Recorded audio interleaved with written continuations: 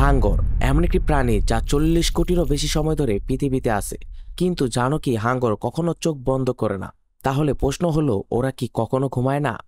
অনেক হাঙ্গরকে সবসময় সাঁতার কাটতে হয়, কারণ থেমে গেলে তারা শ্বাস নিতে পারে না। তবে বিজ্ঞানীরা বলেছেন হাঙ্গর ঘুমায় ঠিক মানুষের মতো না। ওরা থাকে অ্যাক্টিভ রেস্ট অবস্থায়, মানে শরীর বিশ্রামে থাকে কিন্তু চোখ খোলা আর চারপাশের প্রতি সতর্ক। হাঙ্গরের ঘুম এক ধরনের সচেতন বিশ্রাম, যেখানে তারা ধীরে ধীরে সাঁতার কাটে, শ্বাস নেয়, কিন্তু হঠাৎ শিকার বা বিপদ দেখলে প্রতিক্রিয়া দিতে পারে। তাদের নেই আইলিড, তাই কখনো চোখ বন্ধ হয় না। কিছু প্রজাতি যেমন নাস শার্ক থেমে থেকেও বিশ্রাম নিতে পারে। গবেষকরা গ্রেট হোয়াইট শার্কে দেখেছেন ধীরে সাঁতার কাটতে কাটতে এক ধরনের ক্যাটাটনিক ট্রান্সে চলে যেতে, যেটা ঘুমের মতোই। তবে এটা এখনো রহস্য, হাঙ্গর কি স্বপ্ন দেখে, তাদের ঘুম কি আমাদের মতোই গুরুত্বপূর্ণ?